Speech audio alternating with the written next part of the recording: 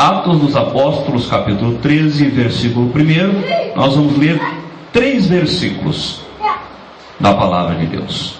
Acharam, meus irmãos? Amém. Quantos acharam, digam amém. Amém.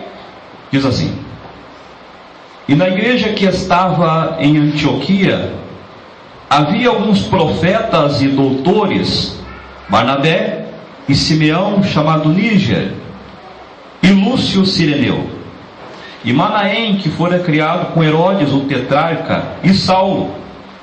E servindo eles ao Senhor e jejuando, disse o Espírito Santo: apartai-me a Barnabé e a Saulo para a obra a que os tenho chamado. Então, jejuando e orando, e pondo sobre eles as mãos, os despediram. Só até aqui. Feche os olhos um momentinho só, meus irmãos. Vamos fazer uma oração. Grande, eterno e poderoso Deus, aqui está a tua palavra, meu Pai, que o Senhor preparou para nós nesta noite. Em nome de Jesus Cristo, fala conosco. Não é só de pão que vive o homem, é de toda a palavra que sai da tua boca. Em nome de Jesus, meu Pai, nós amarramos na autoridade do nome de Jesus todos os demônios, todo o trabalho do diabo, toda a fragmentação dos demônios, na autoridade do nome de Jesus, para que a glória de Deus venha nesta noite, e para que a tua palavra tenha livre curso nos corações, meu Pai, e nas mentes, no nome de Jesus Cristo. Pode sentar, irmãos, para escutar a palavra de Deus. Graças a Deus. Bendito. Glória a Jesus. Meus irmãos, a Bíblia diz, no capítulo de número 11, a partir do versículo 19, do mesmo livro de Atos dos Apóstolos, que depois da grande perseguição que a igreja primitiva estava passando, e a Bíblia diz que esta grande perseguição, no versículo 19 do capítulo 11 de Atos, veio por causa de Estevão, que tinha sido morto por causa da pregação do Evangelho de Jesus Cristo, e por consequência dessa grande perseguição, muitos irmãos pregadores que se levantavam já naquela época, missionários, evangelistas, homens e mulheres com sede de pregar a palavra de Deus para as pessoas que ainda não a conheciam, começaram a ser dispersos, diz a Bíblia, por todas as terras, fugindo da Judéia por causa da perseguição que Herodes autorizou que se levantasse contra a igreja. E não somente Herodes autorizou os judeus a levantar uma grande perseguição, ele mesmo se levantava contra a igreja, diz a palavra de Deus. E por causa, irmãos, desta grande perseguição, os que foram dispersos para fora da Judéia passaram por todas as terras. E a Bíblia diz que um grupo de homens, pregadores do Evangelho, servos de Deus, desceram até a cidade de Antioquia da Síria, na província de Antioquia da Síria. E a Bíblia diz, a partir do versículo 19, do capítulo 11, que eles começaram a pregar a palavra de Deus, começaram a pregar que Jesus Cristo era o Filho de Deus. E neste momento, irmãos, este primeiro momento, eles não pregavam a palavra de Deus a não ser aos judeus, por causa do entendimento ainda muito limitado que alguns tinham da graça de Deus. E a Bíblia diz que eles pregavam a palavra de Deus então aos irmãos, alguns judeus da cidade de Antioquia da Síria. E a palavra de Deus teve um crescimento muito grande na cidade de Antioquia da Síria. E logo, irmãos, a notícia deste grande acontecimento, a notícia de que a semente do Evangelho estava germinando em boa terra, chegou na igreja de Jerusalém, chegou aos ouvidos de Tiago, o pastor da igreja de Jerusalém, aos ouvidos dos apóstolos que congregavam naquela igreja e de todos os irmãos. E a Bíblia diz então, irmãos, ainda no capítulo de número 11, que os apóstolos chamaram um homem chamado Barnabé e enviaram esse homem para Antioquia da Síria, para saber se aquela igreja que estava crescendo ali, para saber se as notícias que estavam chegando em Jerusalém, de que a igreja estava formada já em Antioquia da Síria e estava crescendo muito rapidamente, para saber se havia autenticidade nesta igreja. E a Bíblia diz que Barnabé não era um homem comum, ele tinha capacidade, ele tinha a autoridade de Deus para saber discernir se aquela igreja tinha autenticidade da fé cristã, porque a Bíblia diz que Barnabé era um homem de bem, um homem cheio do Espírito Santo e cheio de fé. E quando Barnabé chegou na igreja de Antioquia da Síria, a Bíblia diz que ele se alegrou muito, porque ele viu a graça de Deus naquela igreja.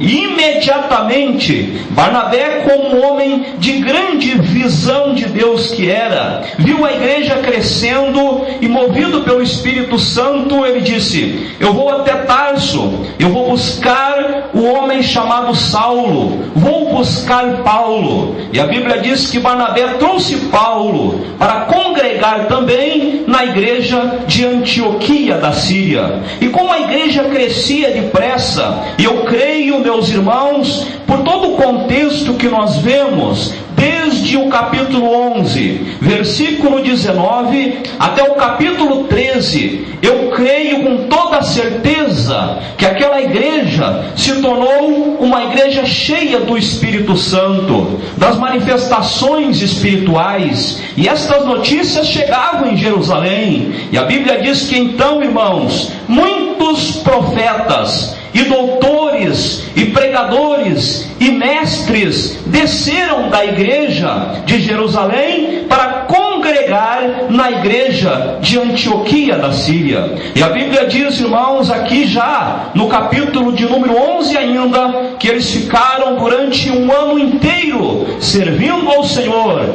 e congregando na igreja de Antioquia da Síria. Como a igreja crescia depressa, rapidamente, como a igreja se levantava depressa e as manifestações espirituais eram muito grandes, como os profetas se levantavam e havia fartura do ensinamento do Evangelho de Jesus Cristo, porque os mestres, os maiores mestres daquela época estavam congregando ali na igreja de Antioquia da Síria. Então, irmãos, no capítulo de número 13, nos versículos que nós lemos nesta noite, eles foram de uma certa maneira incomodados pelo Espírito Santo, porque eles tinham recebido a palavra por intermédio das missões, eles tinham recebido a fé cristã, eles chegaram ao conhecimento de que Jesus era o Cristo de fato, por intermédio de pregadores que, movidos pela perseguição, desceram para lá e evangelizaram aquele lugar. Então, meus irmãos, esta era uma igreja essencialmente missionária. E a partir do versículo 1 do capítulo 13, eles foram então movidos pelo Espírito de Deus, como estavam buscando a Deus. E nós lemos aqui, meus irmãos, no capítulo de número 13 e versículo de número 2, que eles estavam servindo ao Senhor, eles serviam ao Senhor. E nós lendo este versículo pensamos, mas como é que eles estavam servindo ao Senhor? Todo crente serve ao Senhor, mas quando, irmãos, este versículo diz eles que eles estavam servindo ao Senhor. Esta palavra está falando do serviço cristão, daquilo que a igreja ela leva de dentro para fora. Esta palavra é a mesma palavra usada, irmãos, para falar do ministério arônico, aleluia, do ministério sacerdotal, um ministério que sai de dentro para fora, que se manifesta para fora, é o serviço cristão. Esta igreja era uma igreja que tinha o serviço cristão, porque eles não achavam justo que uma vez que tinham recebido a pregação da palavra de Deus e chegaram ao conhecimento de Jesus por meio de missionários que, perseguidos, pregaram o evangelho e a igreja cresceu. Eles não acharam justo que ficassem com aquela revelação guardada para eles, e então começaram a exercer o serviço cristão. Estão entendendo, meus irmãos? Era uma igreja que servia ao Senhor, e servindo eles ao Senhor, diz a palavra de Deus. Mas eu quero chamar a atenção dos irmãos para, meus irmãos, o versículo de número 2 ainda. Ali na segunda parte deste versículo, a Bíblia diz que além de exercer o serviço cristão, o ministério de servir as pessoas, porque para isso o Senhor levantou a igreja de Jesus Cristo, aleluia, glória ao nome do Senhor. O serviço cristão da igreja não é praticado para que através das boas obras que nós mostremos, então nós possamos alcançar a salvação. O serviço cristão já era praticado aqui, irmãos, na igreja de Antioquia da Síria, mas era praticado porque eles já eram salvos, e uma vez salvos, eram movidos pelo Espírito de Deus a também servir as pessoas. Assim é a igreja de nosso Senhor e Salvador Jesus Cristo. Não é um serviço cristão para que nós possamos, através das boas obras, alcançar então a presença de Deus, alcançar a graça de Deus, ou através das boas obras nos aproximarmos de Deus, aleluia. Mas é um serviço cristão porque a igreja já é formada por pessoas que já são salvas, e com toda certeza, irmãos, eu posso afirmar nesta noite que não há um só crente que possa dizer: eu sou um autêntico cristão, eu tenho certeza, eu sou salvo, eu sou cheio do Espírito Santo, eu me identifico com a igreja que o irmão está pregando de Antioquia da Síria. Não há um só crente nesta condição que possa dizer: eu não tenho vontade de ajudar ninguém, eu não tenho vontade de dizer uma palavra para um caído, eu não tenho vontade nenhuma, não sinto nada no meu coração, eu não me compadeço de ninguém. Se uma pessoa pensa assim, irmão, é porque não chegou ainda ao conhecimento da graça de Jesus Cristo, é porque ainda não é salvo, é porque ainda não nasceu de novo, é porque ainda não é uma nova criatura. E aqui, irmãos, nós vemos pelo serviço cristão que esta igreja era uma igreja autêntica, e Barnabé identificou isso na igreja, porque ele era um homem também dado ao serviço cristão, além de ser cheio do Espírito Santo, aleluia, glória a Deus. Mas, irmãos, aqui no versículo de número 2 ainda, depois de falar a Bíblia que eles praticavam o serviço cristão, servindo ao Senhor, ali na segunda parte diz que além de servir ao Senhor, eles estavam jejuando, aleluia, glória ao nome do Senhor.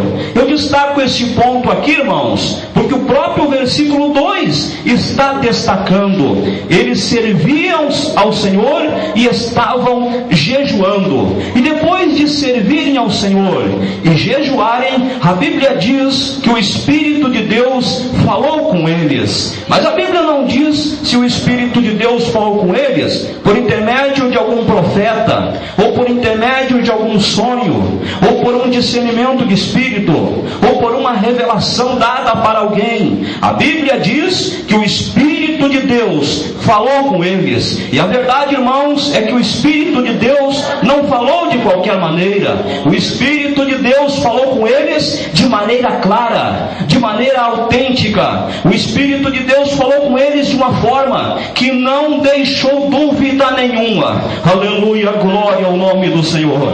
Porque o Espírito de Deus disse: apartai-me a Barnabé e a Saulo para a obra a que os tenho preparado. E Barnabé e Saulo acreditaram naquela palavra de Deus, porque todo o seu ministério, toda a sua viagem missionária seria baseada nesta palavra profética aqui, que o Espírito de Deus tinha falado. Então, irmãos, eu tenho absoluta certeza que se o apóstolo Paulo e também Barnabé não acreditassem que esta era uma ordem autêntica do Espírito de Deus, eles nunca teriam se lançado a esta primeira viagem missionária. Eu volto para o versículo de número 2, e na primeira parte aí, irmãos, na segunda parte, aonde a Bíblia diz que esta igreja estava jejuando.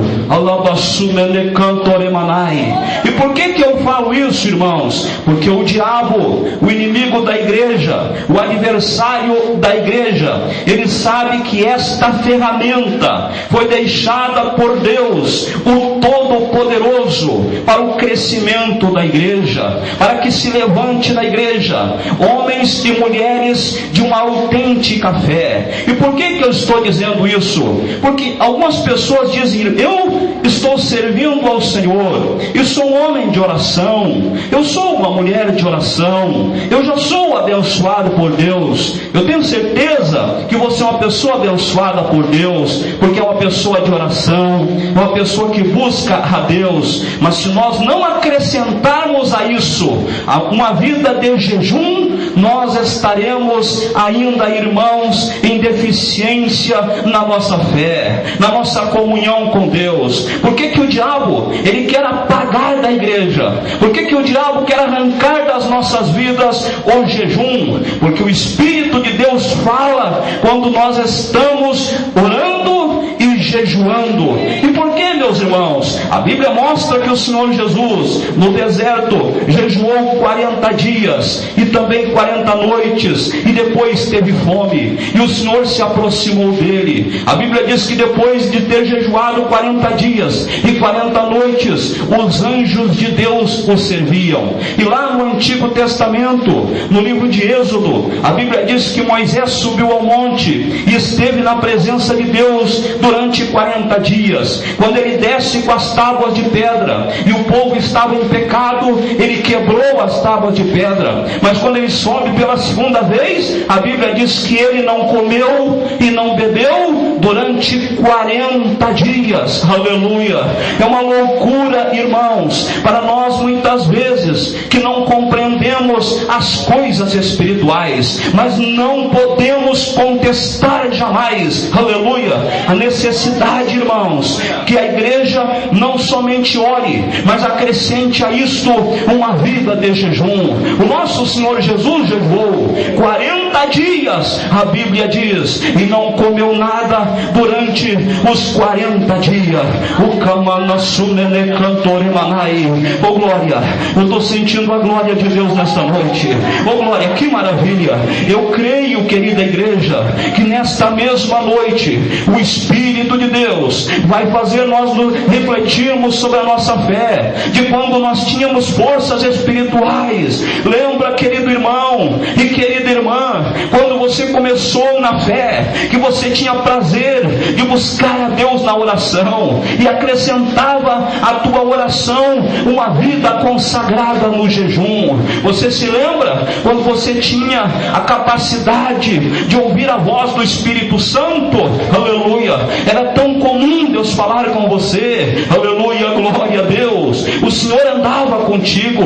Quando você estava em casa, você ouvia a voz do Espírito de Deus. Quando você estava na igreja, o Espírito de Deus falava contigo. Mas parece que o tempo vai passando, irmãos, e parece que Deus já não fala mais conosco.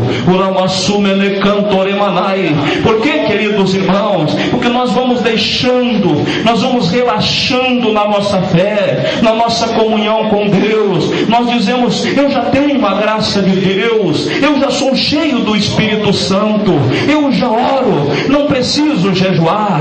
Não é verdade, meus irmãos. É o diabo, é Satanás, são os demônios que não querem uma igreja de jejum, porque uma igreja de jejum é uma igreja onde o Espírito de Deus fala, onde tem profeta, onde tem revelações, onde tem discernimento do Espírito.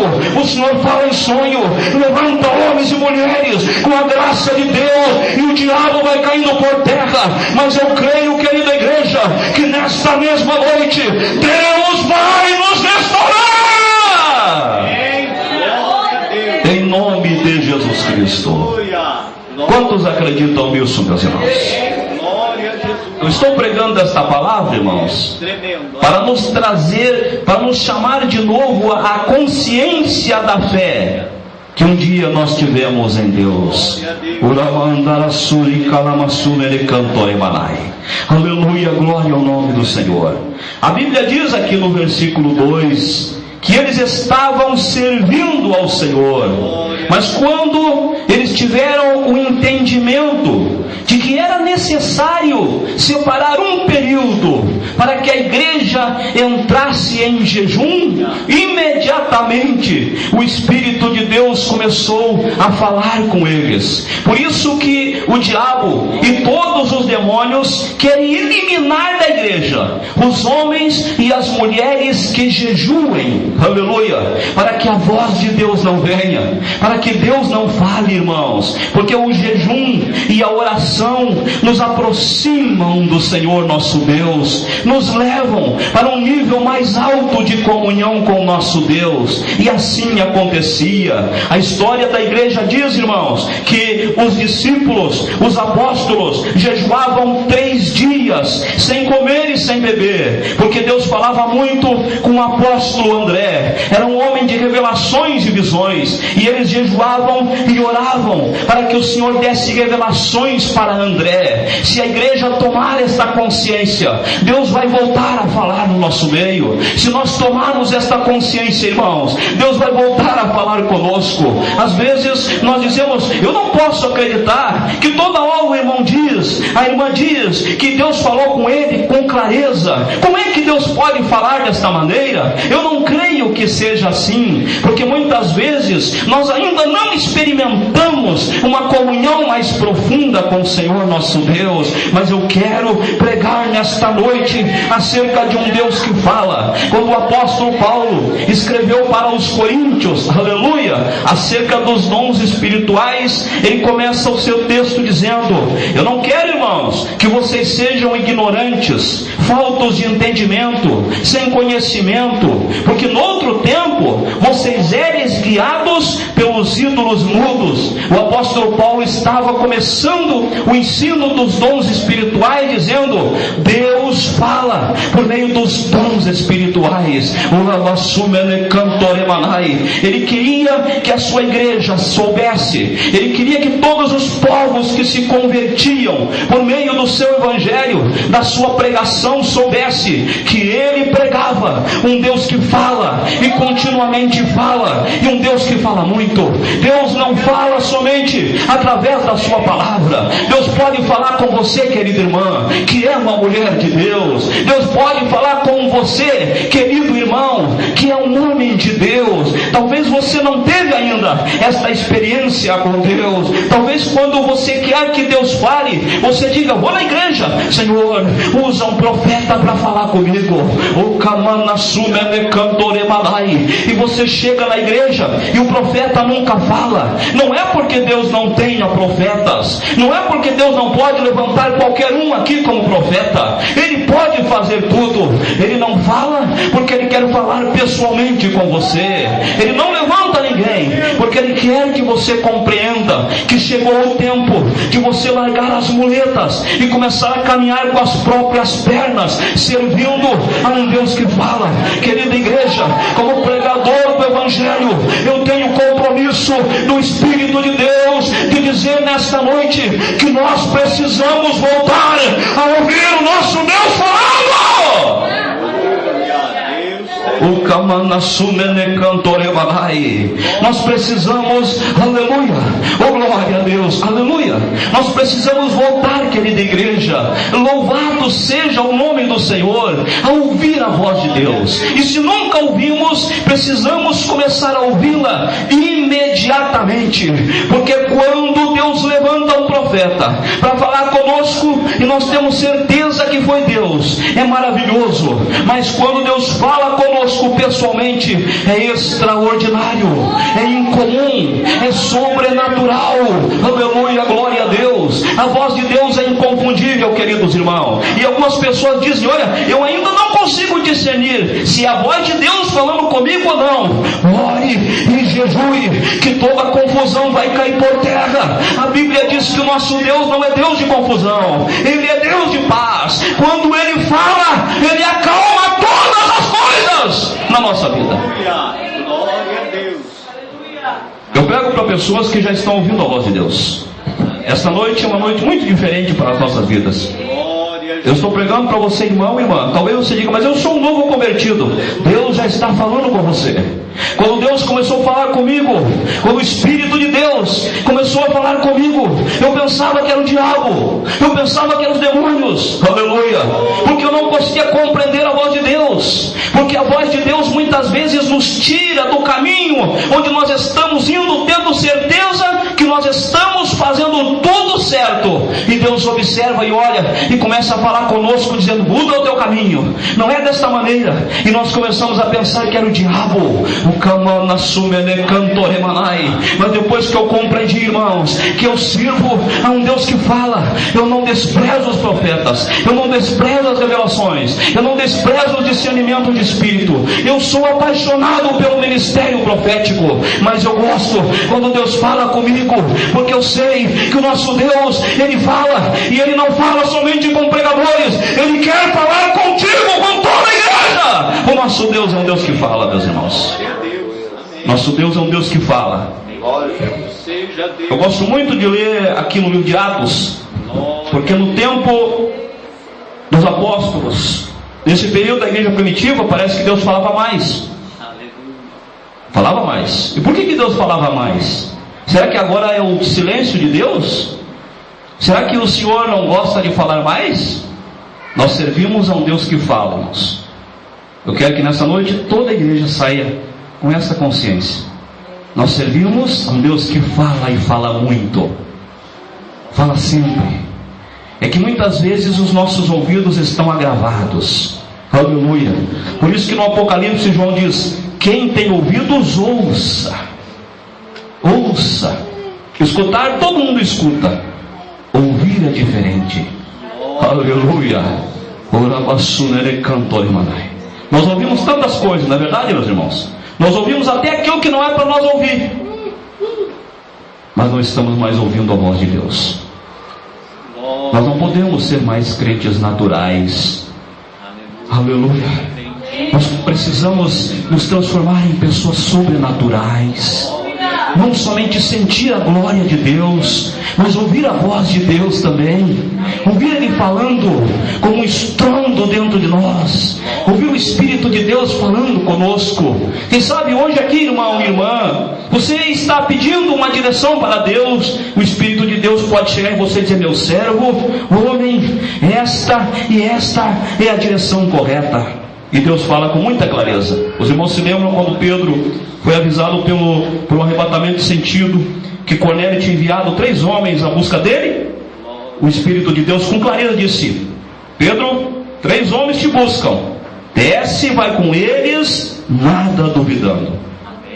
Perceberam, irmãos, que o nosso Deus fala com muita clareza? Quantos já ouviram a voz de Deus aqui? Levanta a mão, quero ver. Quantos já tiveram esse privilégio de ouvir claramente a voz do Espírito de Deus? Louvado seja o nome do Senhor.